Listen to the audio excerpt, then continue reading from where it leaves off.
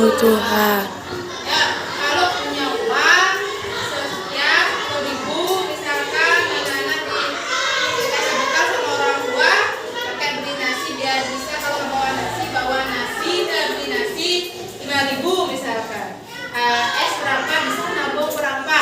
Itu namanya berbelanja di bulan. Jangan nanti anak-anak bawa uang 10.000 belanjanya lebih dari 10.000 atau habis setiap hari tanpa anak menyisihkan uang. Ada yang suka nabung? Jadi dikasih uang 10.000, sisa 2.000 masukkan ke dompetnya, diisi lagi kasih sama ibunya. Orang tua pasti memberikan uang terus ya. Menerapkan kebiasaan berhemat sejak dini secara berkelanjutan. Ini sama. Mulai dapat mengembangkan literasi keuangan dasar sejak dini secara teliti. Literasi itu artinya anak-anak paham bagaimana uang itu. Apa sih uang itu? Di mana tempat uang itu berada? Bagaimana proses pertukaran? Di sini ada uang, besok bisa saya. Itu harus anak-anak ada rasa ingin tahu dan ada rasa ingin anak-anak mengetahui dengan cara apa? Literasi. Sekarang itu baru ada yang pernah nonton videonya Timothy yang yang sekarang jadi miliarder karena dia mempelajari bagaimana uang itu bergerak. Uang itu di mana sih tempatnya? Bagaimana uang itu beredar? Nah, itu namanya, makanya dia belajar tentang saham. Karena dia ketertarikan mengenai uang, katanya dia dapat di video itu menonton itu. Ya, misalkan anak-anak punya beras, tapi anak-anak mau punya baju baru, misalkan. Gimana caranya? Apakah yang punya baju yang punya baju bagus yang membuat baju itu kalau dia tidak ingin tukar barangnya dengan beras, anak-anak tidak bisa memiliki baju itu. Sehingga di sanalah kesulitannya. Kalau sistem barter, kita belum tentu mendapatkan apa yang kita inginkan dengan barang yang kita miliki. Sehingga dibuatlah alat tukar dalam bentuk ya, ini sejarahnya. Sehingga ditemukanlah sebuah uang rupiah untuk mempermudah sebagai alat tukar. Selain sebagai alat tukar, apa lagi? Sebagai satuan hitung. Jadi uang itu digunakan sebagai alat satuan hitung.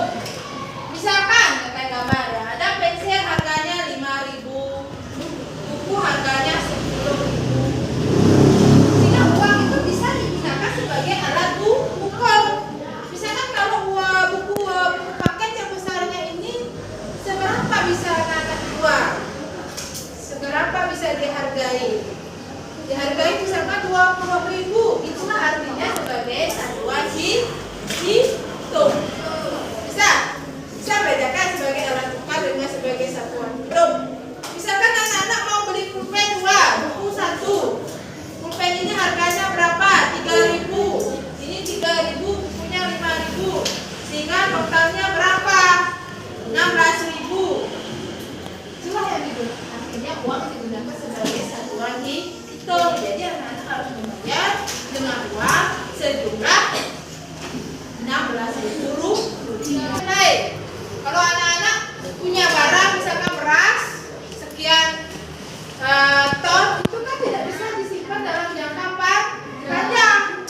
Bisa rusak itu dalam waktu 2 tahun atau 1 tahun beras itu sudah rusak. Jadi bisa digunakan sebagai menyimpan nilai. Kalau uang anak-anak bisa disimpan bertahun-tahun, bahkan puluhan tahun untuk investasi bisa. Jadi anak-anak, kalau anak-anak dulu tidak ada uang, tapi dia tidak bisa punya kekayaan. Ya, sebenarnya tidak bisa menyimpan dalam hasil. Coba, kalau zaman prasejarah, di sejarah uang ada zaman prasejarah namanya stadia barter. Kemudian uang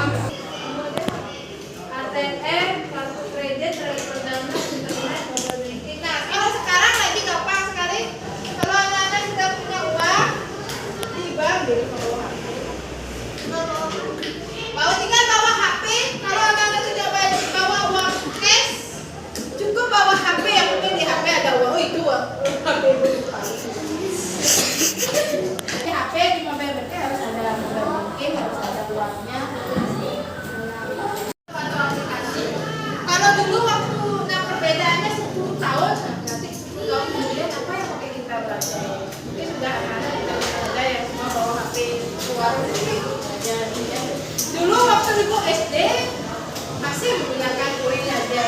Kan belanja 1.000 itu udah seperti 10.000. Jadi kalau belanja itu kalau itu pasti dikasih uang kok, uang logam, uang koin 1.000. Kalau uang udah 5.000 itu udah uang besar, pasti berbagi. Udah bisa dibagi. Beli kapan? Ingat sekali di 5.000. 5.000 itu udah bagus dulu. Anak-anak kan orang banyak kerja. Nah nyari dah dong sila, tahu dong sila. Ibu di surat kan jualan itu ngambil di kalau zaman dulu misalkan ibu umur 30 ibu ngumpulin uang rupiah tapi dengan nabung biasa, sekarang udah nggak ada artinya uang itu.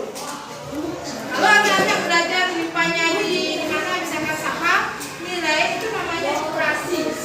Nanti coba kita baca ya, itu baru kali baca itu oh iya bagus ternyata ini memahami itu. Kalau yang kita simpan 10 tahun yang lalu, misalkan sekarang itu udah tidak ada artinya. Kan misalkan sekarang misalkan anak-anak umur berapa 17 tahun, umur 20 udah bisa kerja mencari uang misalnya.